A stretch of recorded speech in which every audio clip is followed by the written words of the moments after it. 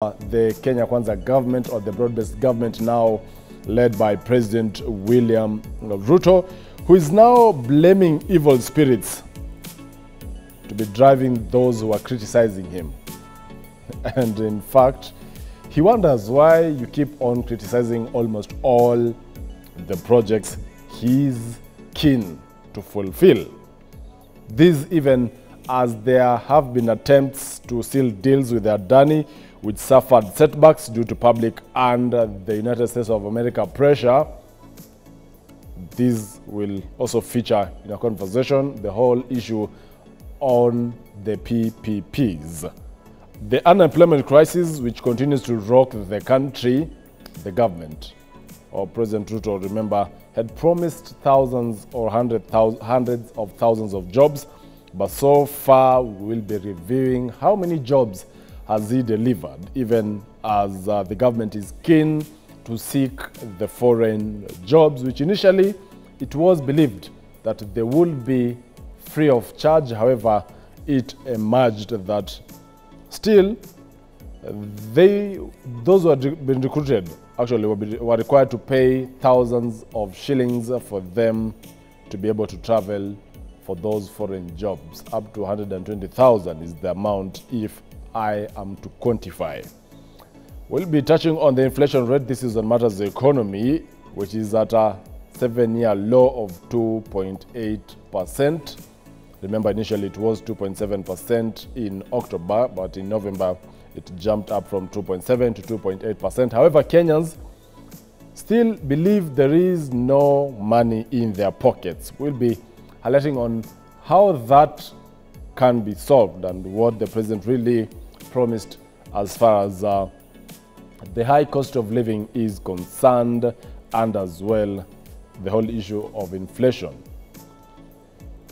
Remember, in this year we ushered in a new financial year, that is 2024-2025, which has been met by challenges, and so we will be actually discussing on how the rejection of the finance bill has ended up affecting the fiscal year 2024-2025 as far as the funding of the budget is concerned. The public debt, it's at 11.3 trillion Kenya shillings. Is this where President William Ruto found it? Has he been adding more or piling more debts? Has he been repaying the debts? This is what we'll be also looking into, even as pending bills amount to over 650 billion Kenya shillings. On matters politics, President Ruto, and that is politics and governance, President Ruto dismissed his maiden cabinet in this 2024 and replaced it with a broad-based government cabinet that brought in 4 new members from the opposition wing. That is Hassan Joho, John Mbadi, Opiyo Wandayi, and Wycliffe Oparanya. We'll be just reviewing how they have performed so far compared to the maiden cabinet that was dismissed. It is also a year that Rigathi Gachagua was removed as the deputy president, that is the second deputy president of the Republic of Kenya under the 2010 constitution, and was replaced by Kithure Kindiki, who was serving as the interior boss. And so the slot of the Interior Cabinet Secretary is still vacant. Who will fill it? That is also a question that we ask this morning, even as already there were concerns on how that docket was handled by Kindiki, with allegations of abductions and extrajudicial killings, which are still haunting the government. It is also a year that Parliament was invaded. How did President William Ruto handle that? There was a promise to compensate the victims of the Gen Z demonstrations. Has that really happened? This is a review of how Ruto has performed in this 2024, even as policemen who were sent, or the police who were deployed to Haiti, are facing or undergoing financial challenges. Reports are they have not been paid for at least 3 months. However, the Inspector General of Police has that is Douglas Kanja, has since dismissed the assertions.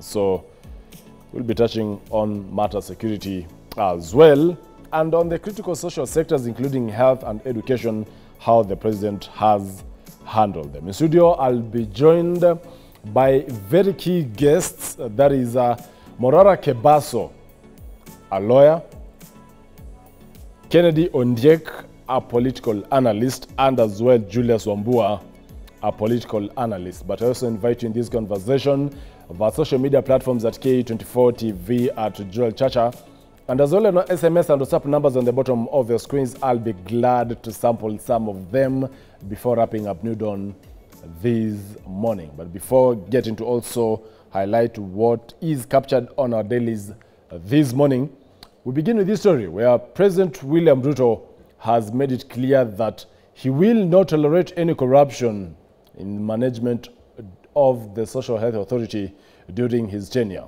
He emphasized that corruption will become a thing of the past as the procurement process for equipment and drugs is now thoroughly vetted by experts. The president also addressed claims from individuals who alleged they were forced to sign contracts for the procurement process, labeling them as false, insisting there was no coercion involved. Meanwhile, Deputy President Kithure Kindiki acknowledged that the SHA was facing its teething, or it's at its teething stage, but assured that they're actively listening to feedbacks from Kenyans, as Elected Odera now reports. Today, President William Ruto made a firm stance on the management of the new health insurance cover, SHA. The project. Having been disgruntled by the running of former health insurance cover, NHIF, which he says was marred by excessive corruption. The challenges of fraud and corruption that had bedeviled the NHIF, they will never be, as so long as I am in charge, they will never be in our universal health coverage plan. While attending the Kilifi Investment Summit, President Ruto warned individuals claiming to have signed procurement contracts with the national government, calling them liars. Nobody was forced. And nobody, you have to be a fool to be forced to sign the wrong thing. And you actually sign. You know, and you go and announce that I was forced. He expressed strong disapproval of such false claims, emphasizing the need for transparency and integrity in government dealings. We have costed the equipments, we have costed the drugs, we have costed the services with experts. The procurement of any equipment, the one that I see people talking about in the media, there was a procurement process. It was carried out between the counties and the national and the Ministry of Health. There is no obligation on any county to get any equipment from any supplier.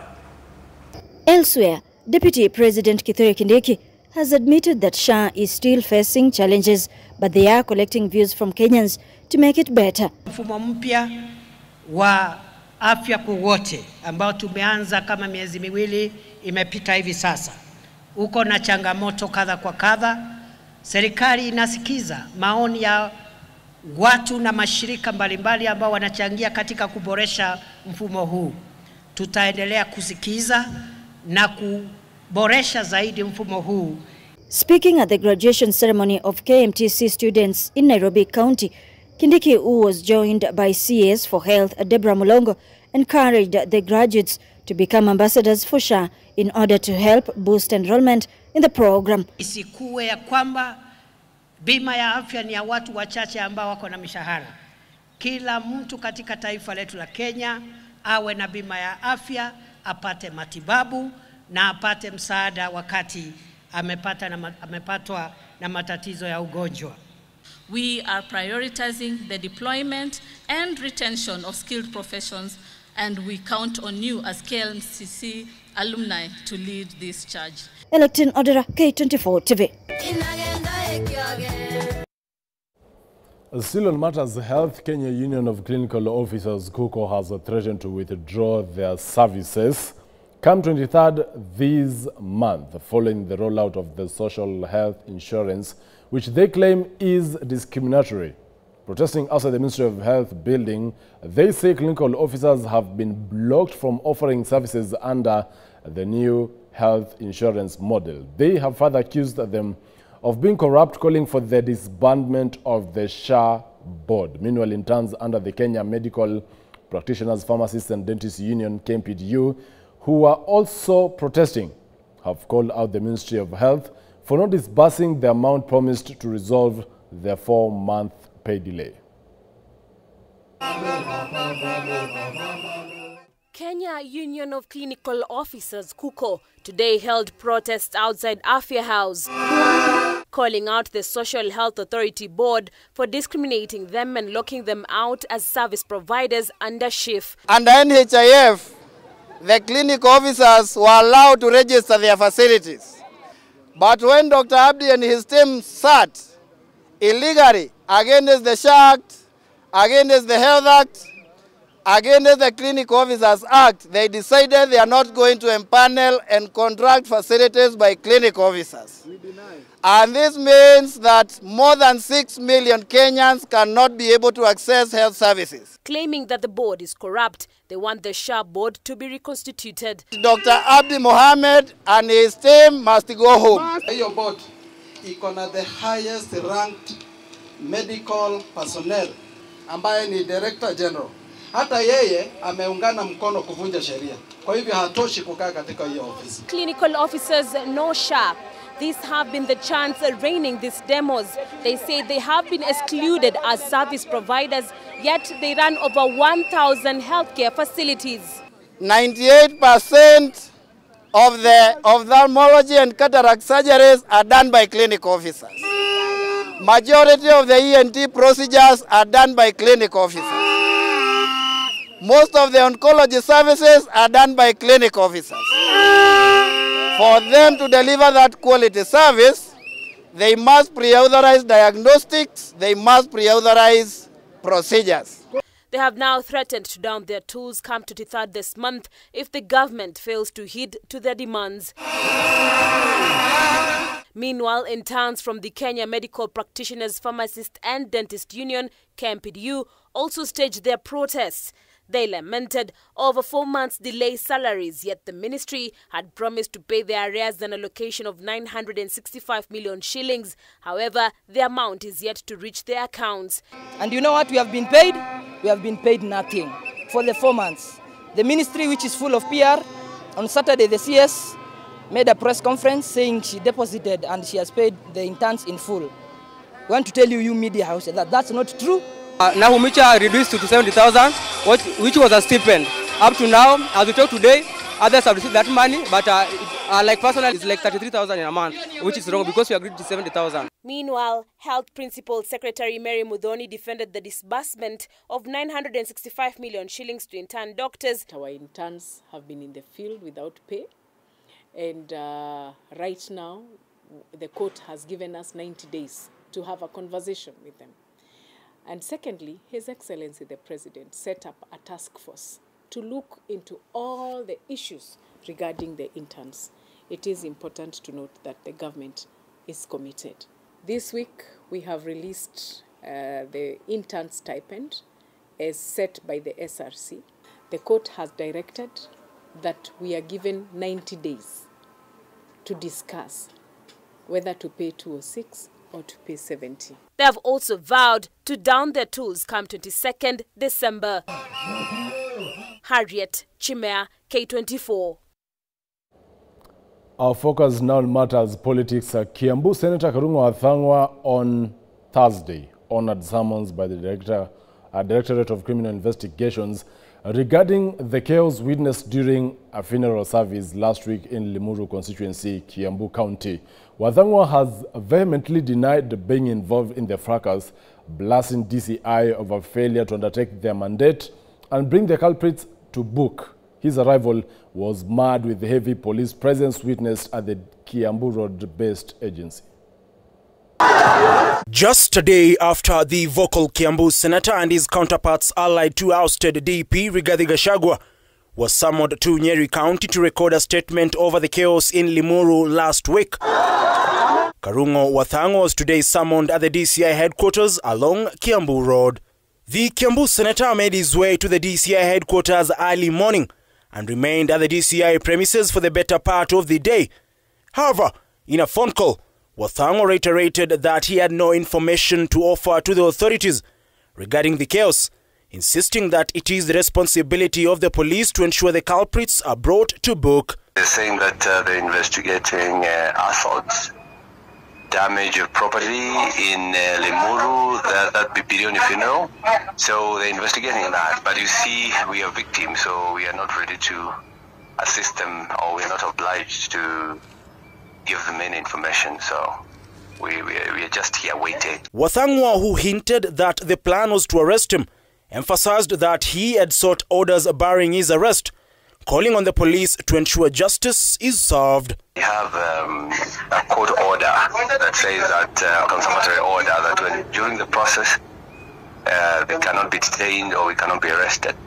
Although we have seen that there's a lot of interest in that. So, but we are not saying anything. We have elected to remain silent.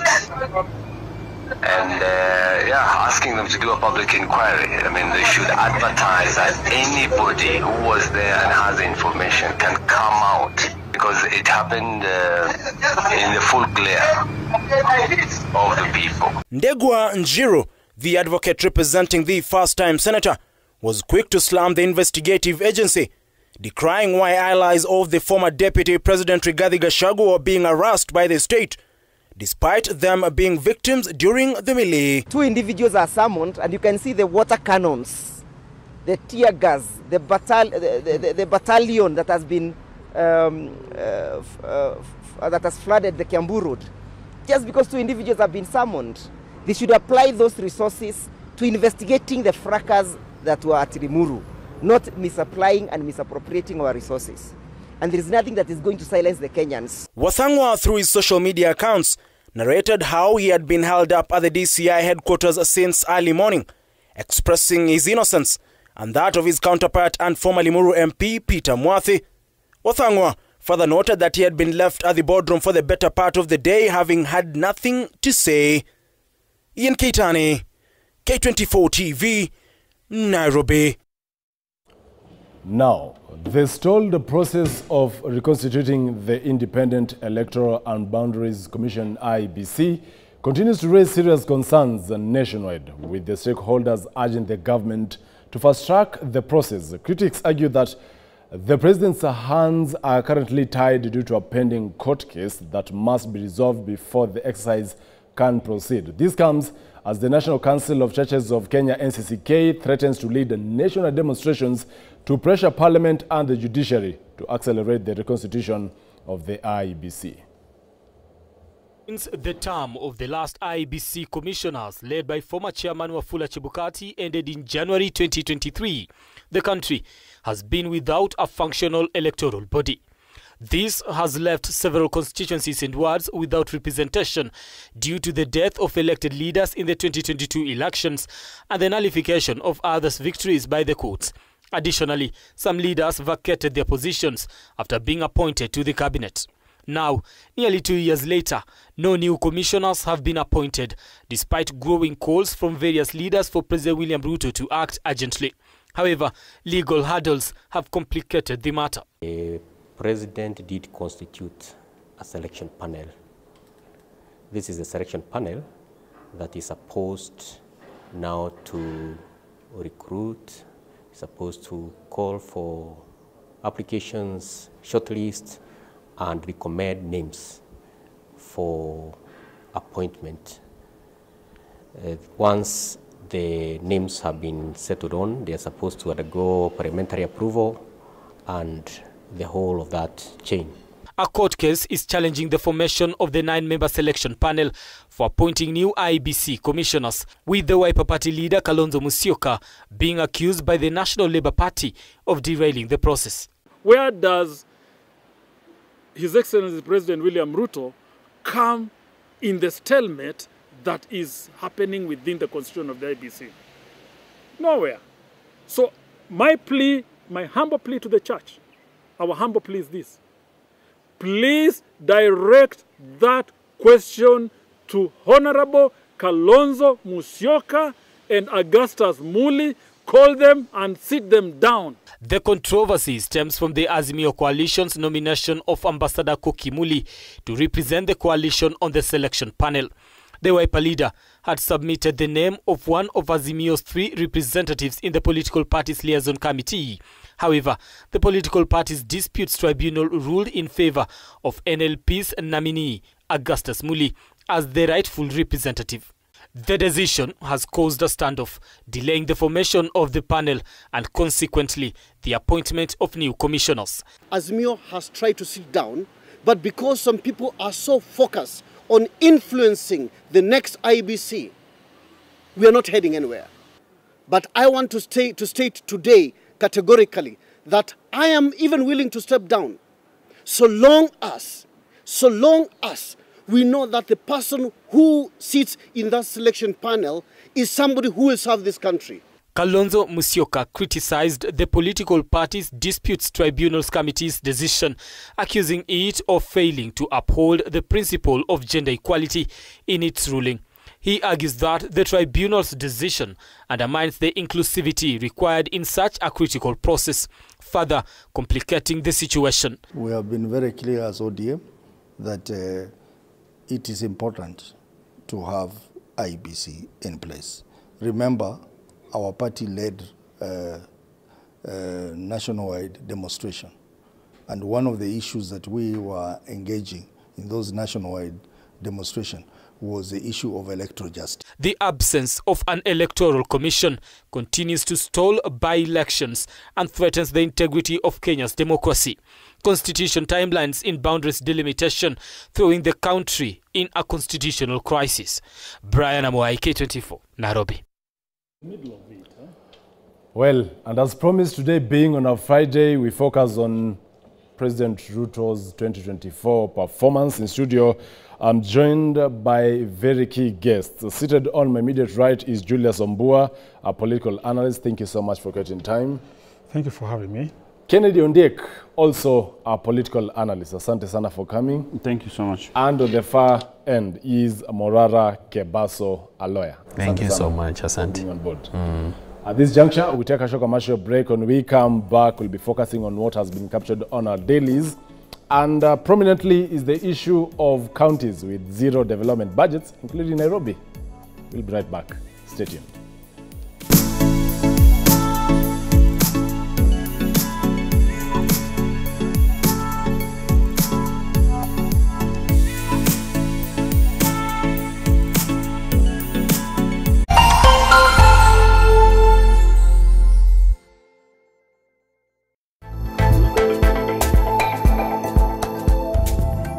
Rabbit manure is the only animal manure that you can sweep and put it in your farm the same day. This week on Kilimo na Biashara, we focus on rabbit farming.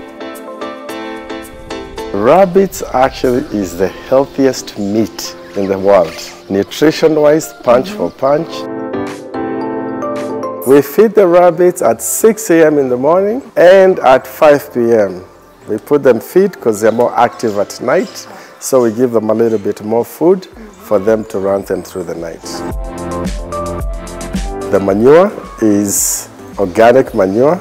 Actually, rabbit manure is the only manure that you can sweep the same day and use it in the farm the same day. Within the year, we should start having rabbit sausage. We're starting to do value add on the rabbit itself.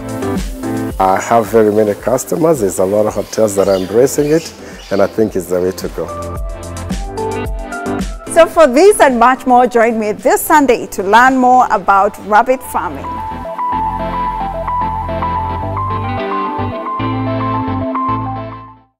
Have you watched K24? We would love to hear from you. Send us your feedback on what you like and what you don't like and why. You can use any platform to reach us. We can be reached on Facebook, Twitter, and WhatsApp.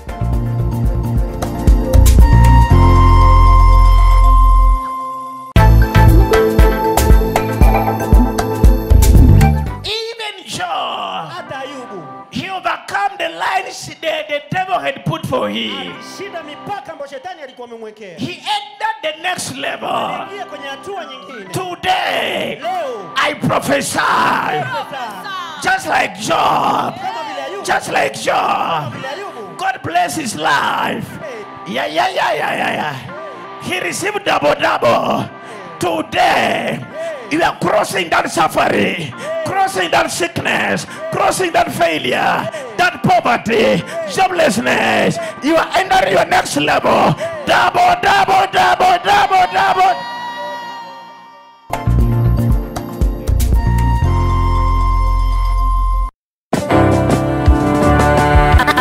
I will love you without condition. Oh yeah, Nairobi, Kenya comes alive on the 7th of December 2024. At SK, the Dome Jamhuri Park Showground from 7 p.m. as the sensational Register Etana will be performing live at the Good Vibes Festival. Tickets are now available at ticketyetu.com. Regular tickets are now going for 1,500. VIP tickets are going for 3,000, and 5,000 Kenyan shillings for VVIP. Ingia, ticket yetu na ushike tiko yako leo. Come and have some good vibes. I'm not the sort of person who falls in and quickly out of love. But to you, I give my affection right from the start. Karibuni, hii ndio base ya the best local entertainment.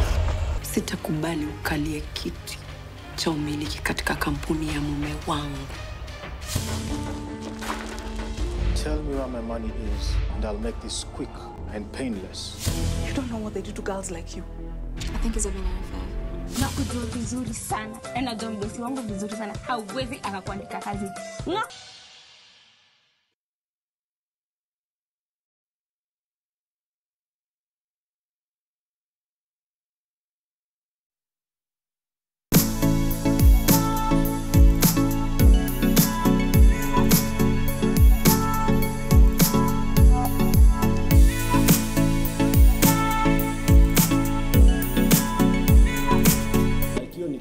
Welcome back. I'm glad you're still watching K24's Newdon. My name is Joel Chacha. Even as today, we focus on 2024 Ruto's performance review.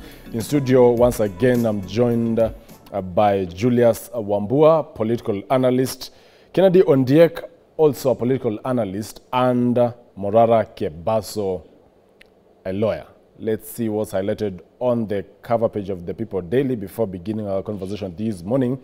Where 10 governors with zero development, citizens of the affected counties deprived of key projects as leaders spend cash on payment of staff allowances and recurrent expenditure. Remember, this is also a conversation that we had here yesterday. Moses Badilisha, Nyandarua Governor, Jonathan B. was in Gishu, Thado Godana, Tana River, Simon Kachapin, West Pokot, Wesley Rotich, Elgeyo Marakwet, Isa Timami, Lamu, Simba Arati, also the deputy part leader, ODM, Kisii, Joseph Olelenku, Kajiado, Johnson Sakaja, Nairobi City, and Benjamin Cheboi, also from Baringo. This even as the Controller of Budget, Margaret Nyakango, has raised alarm over the ballooning pending bills in counties, attributing the crisis to low collection of on-source revenue. Counties are struggling to match the ambitious budgets with realistic revenue targets, creating actually shortfalls that further exacerbate the pending bills crisis. At the center of this financial storm is Nairobi County, which collected only 2.2 billion in the first quarter of the 2024-2025 fiscal year. against a target of 20 billion Kenya shillings. Alarmingly, Nairobi's existing pending bills stand at 121 billion, yet only 206 million was allocated towards their repayment during the same period. Here now is the story as Joanne will now play it. The outstanding pending bills in county governments are at an alarming figure of 168.62 billion Kenya shillings, with suppliers of the goods and services choked out of their businesses. The Control of Budget's quarterly report for the ongoing fiscal year 2024-2025 has exposed the counties with the highest spending bills, with Nairobi carrying the lion's share by 121.57 billion Kenya shillings, Garissa 6.07 billion, Kiambu 5.9 billion, Turkana 4.78 billion, Machakos 4.42 billion, and Mombasa 3.93 billion Kenya shillings.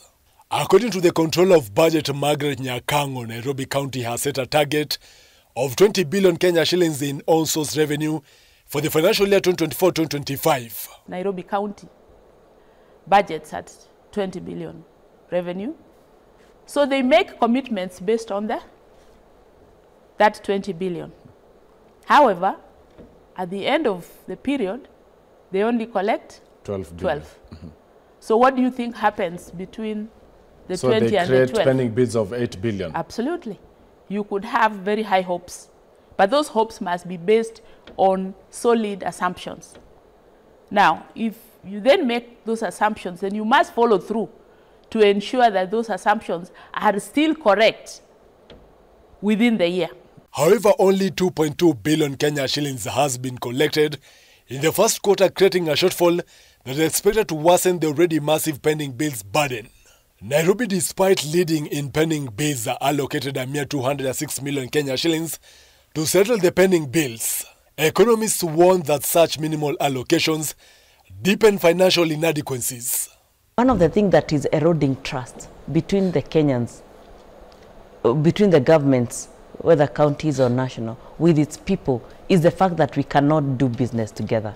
The fact that I cannot do business with you, and if I do business with you as a government, you're going to rob me. Because pending bill, actually, if somebody has not been paid for the last 10 years, that is just somebody, actually governments, robbing its people. About 2 or 3 banks that are about to close their branches in Kisii on account of lack of circulation of money. It has also emerged that counties have spent a total of 5.6 billion on development during the first quarter.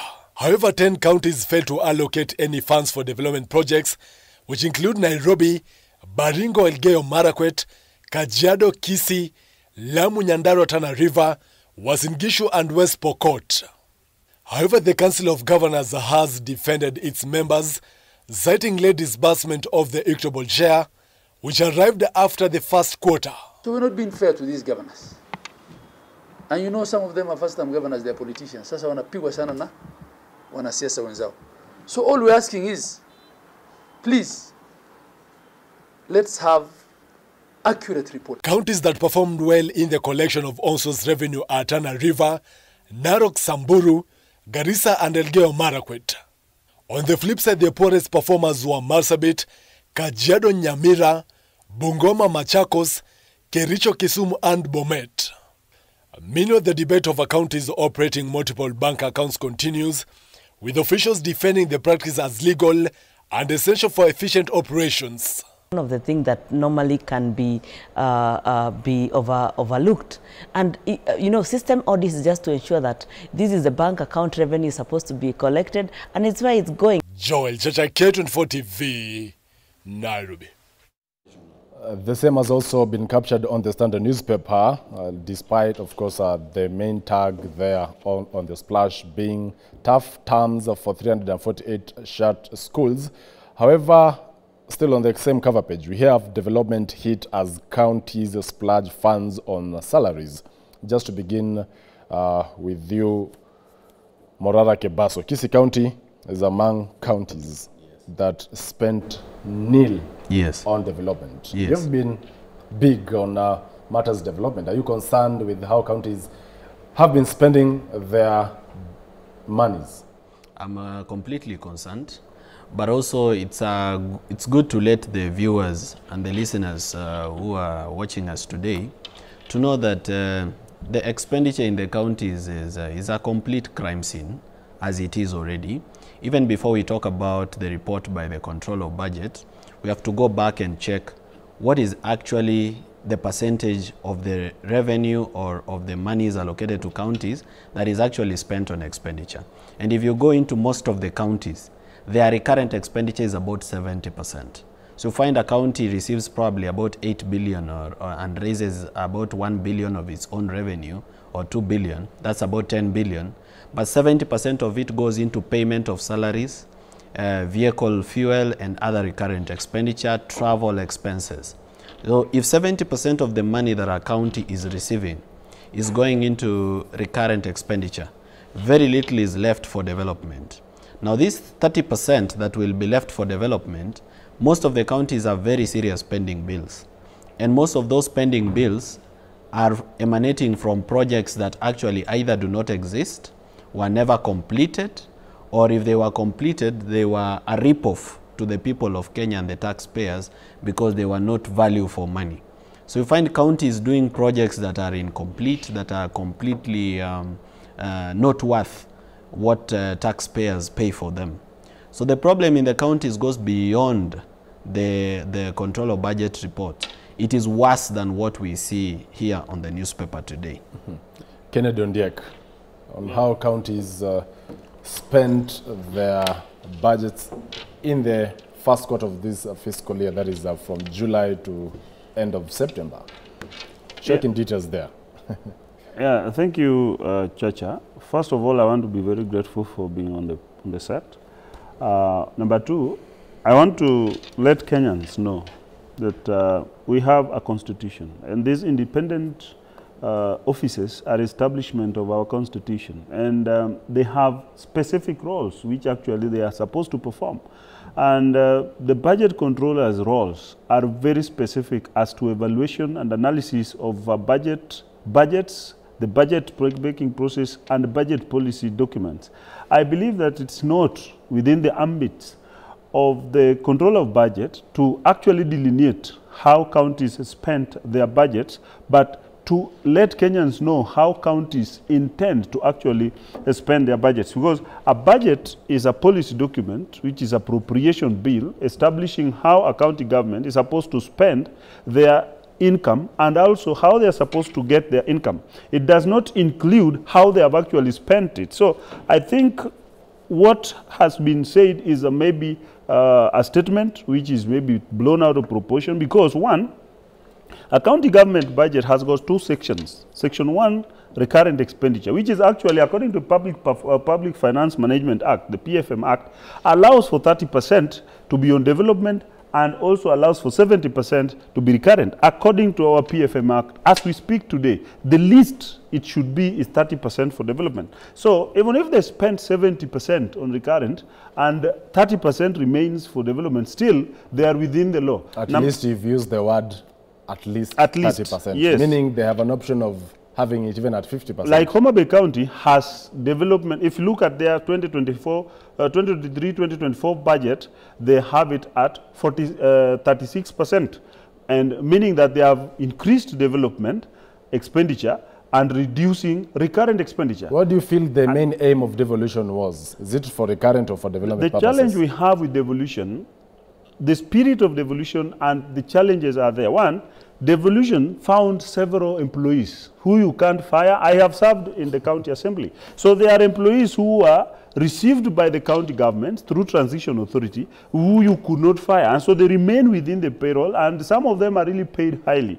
So you can't fire them. Number two, there are also services which are needed within the counties which require different professionals who also are supposed to be hired from a particular period. So the counties have a challenge of dealing with the employees they found there, and they also have a challenge of the service delivery which they are supposed to perform as we speak. But so also they must of increase extravagance and wastage in the same counties. They must increase. I don't know whether the budget controller indicated extravagance there.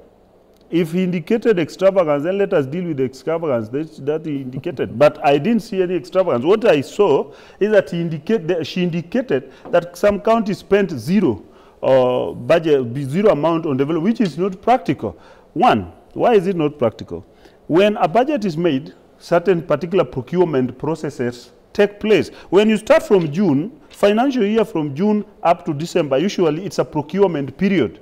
Meaning that when you are still in the procurement period for certain projects, you cannot pay when the procurement process is going on. So they might have allocated the money, done the procurement, but the performance has not been done. So they could not have spent that one at the time, the quarter we talk about, because first quarter is 3 months. First quarter is from July, August. So for those who spent 5.6 billion.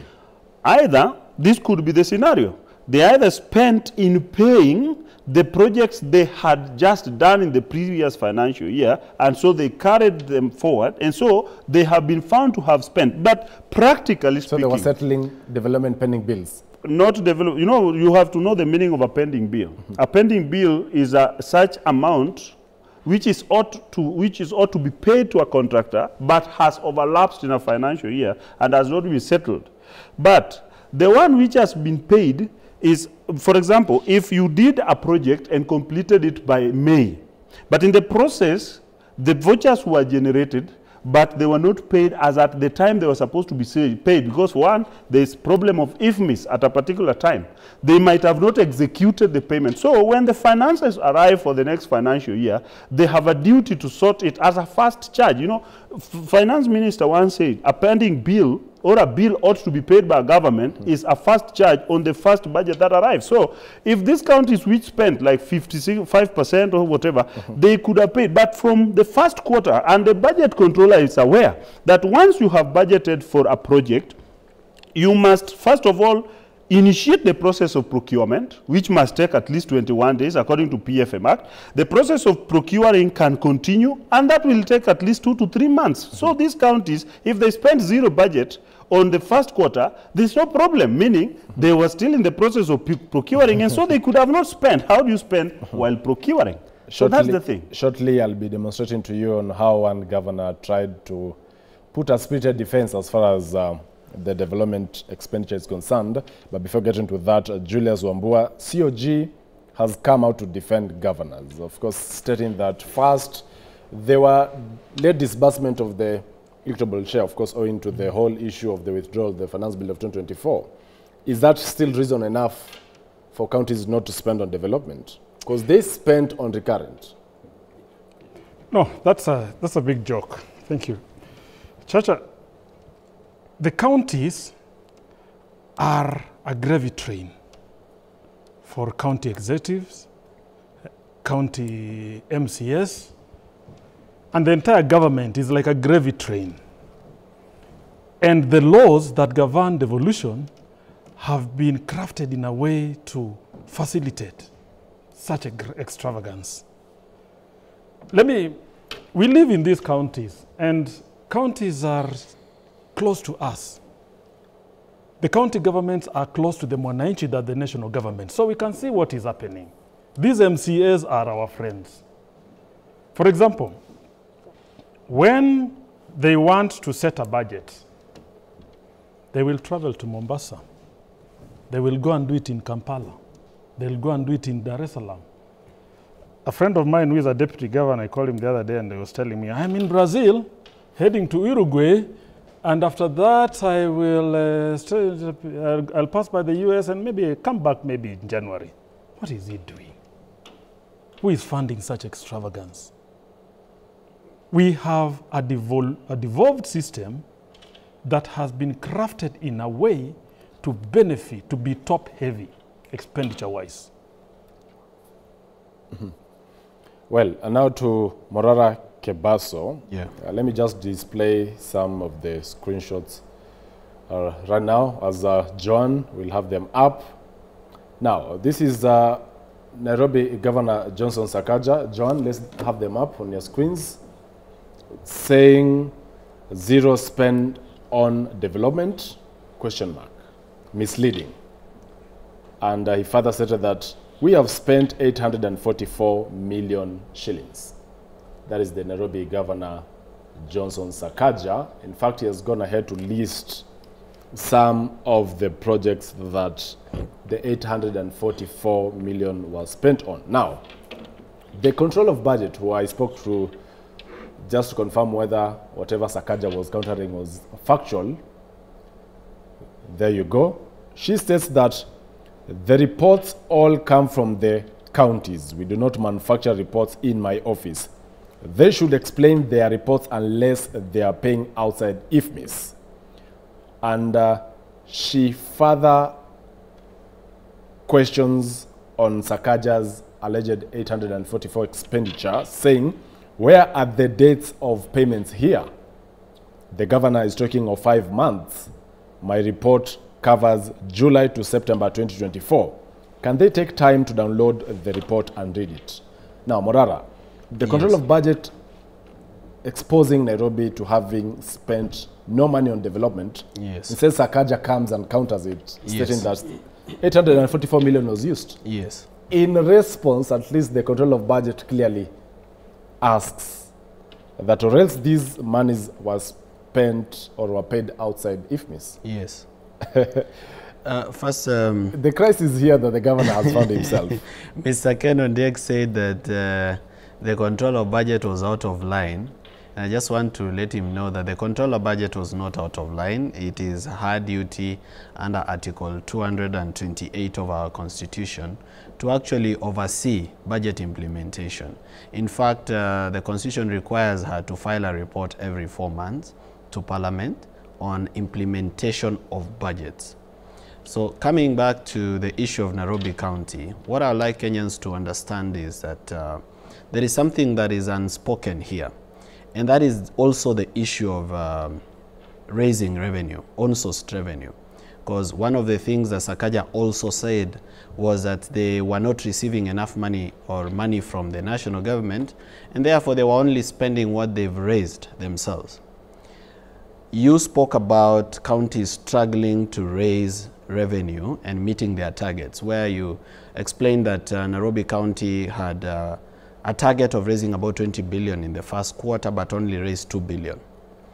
Now, one of the issues... 20 billion. 20 billion annually, but they've only raised 2 billion. Which means if they continue on that trend, they'll only raise about 8 billion out of 20 billion. One of the things that I've been dealing with while traveling across the country doing the Vampire Diaries has been the issue of money being stolen through revenue. That's been a big issue, and even the control of budget raised that issue where county governments have several bank accounts, and you find that the revenue that is raised is not actually getting to the county revenue fund, where money is stolen that is supposed to be revenue.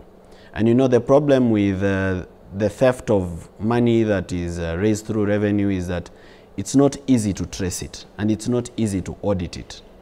This happens in very many counties, including Narok County, where money is raised through Masai Mara. You find that there's a lot of money that is raised even from the hospitals. You know, the counties are the ones managing healthcare.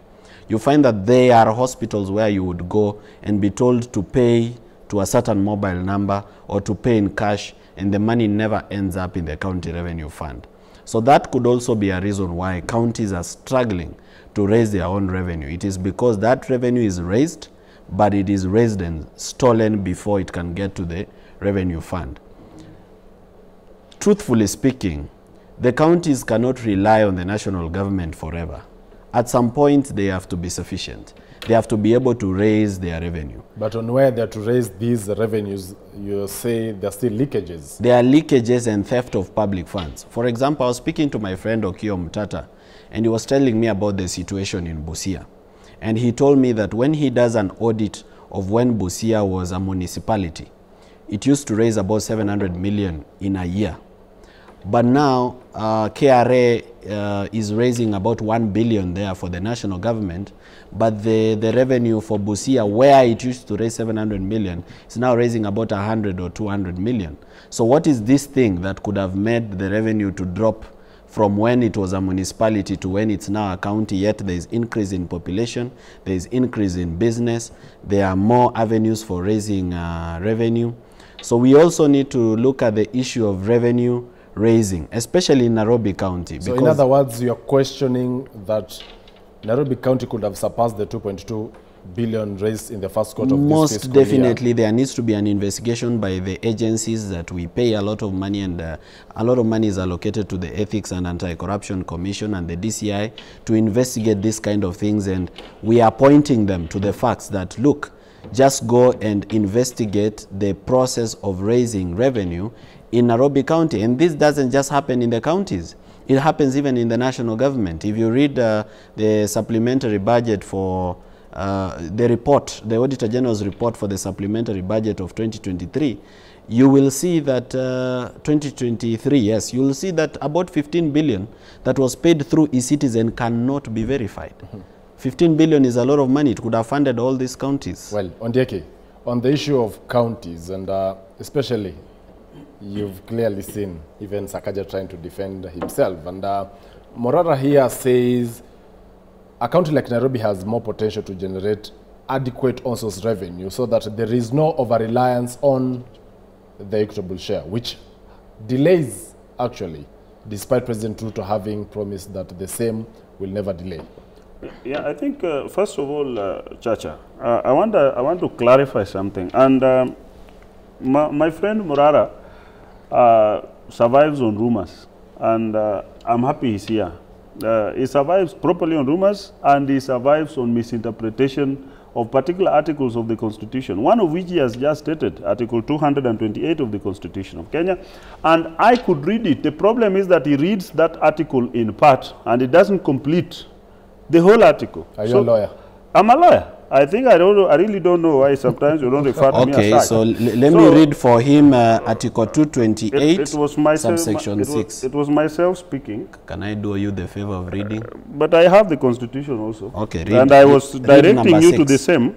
Article 6. But before you go to sub-article 6. Go to sub-article 6. No, don't force me to go where you want me to go to. No, but it is the Constitution. Just read it. That's for what us. I'm saying. The problem, you consume a portion of the Constitution and you don't want to consume it in full. Number one, just read for us number 6. I'm going to read that 6 also. Okay. But Article 4, sub-article 4 starts by stating, the controller of budgets shall oversee the implementation of the budgets of the national and county governments by authorizing, you see, look at that second part of the article, by authorizing withdrawals. Then when you come to number 6, which is talking about every 4 months, the controller shall submit to each House of Parliament a report on implementation of the budget of the national and county governments. Implementation. These reports, we You've actually said it draw yourself. it from Parliament.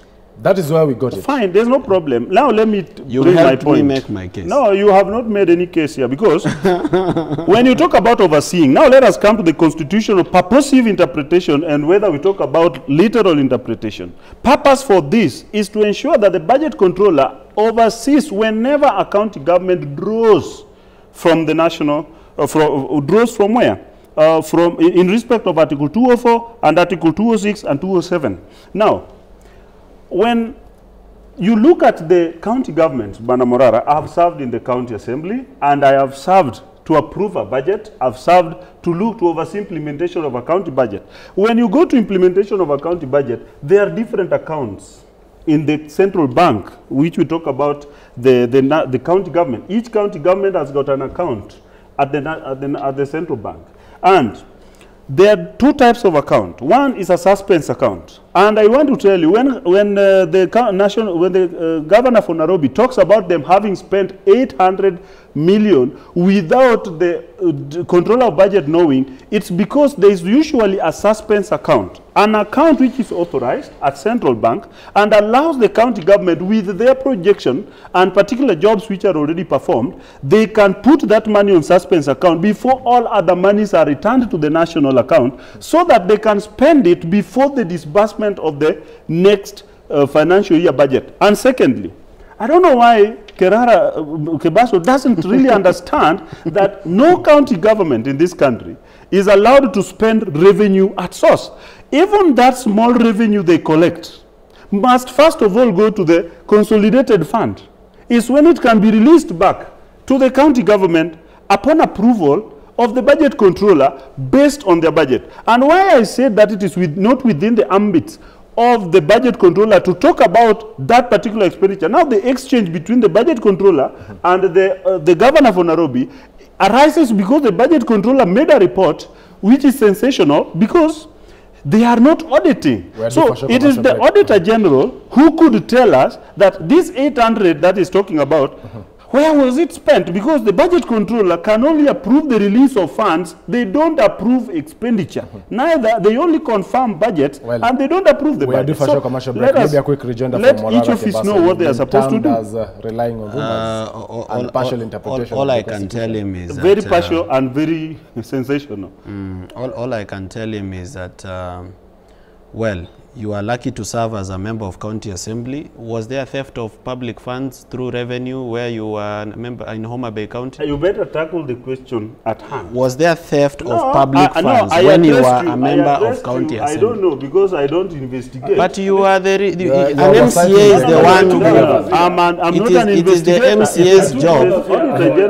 Isn't it the MCA's job to check? No, I checked at my time. Was there theft of public funds through revenue? I've only told you, no county is allowed to spend any revenue at source. When you say that a government cannot spend money at source, how was Eurobond stolen?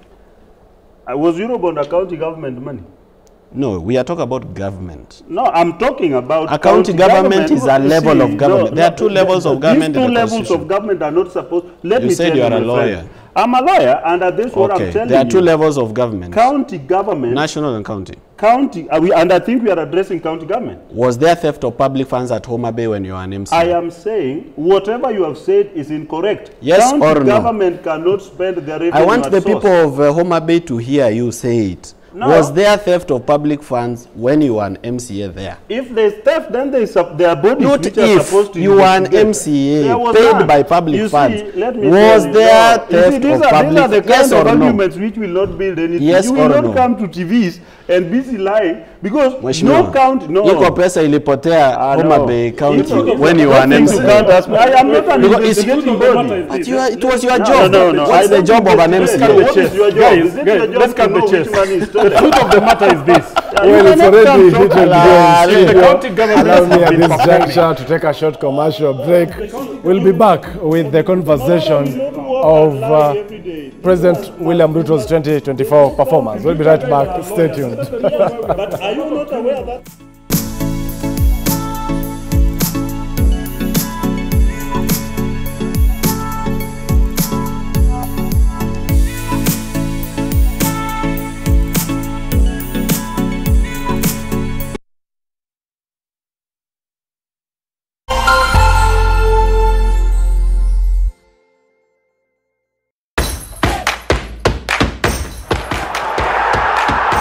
Follow the champions on the home of football. Watch the latest Man City content exclusively.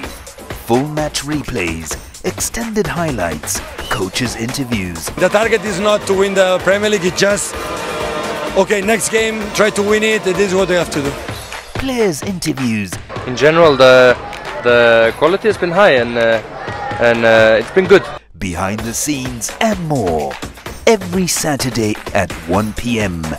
only on K24, the home of football.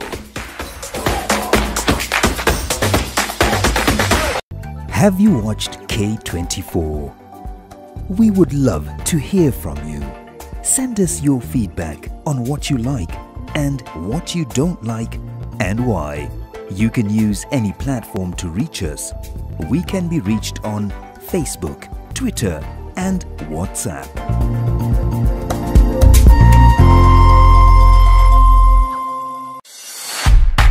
At People Daily, we believe small actions lead to monumental changes. As we commit to a greener future, embrace simple steps, reduce, reuse, and recycle.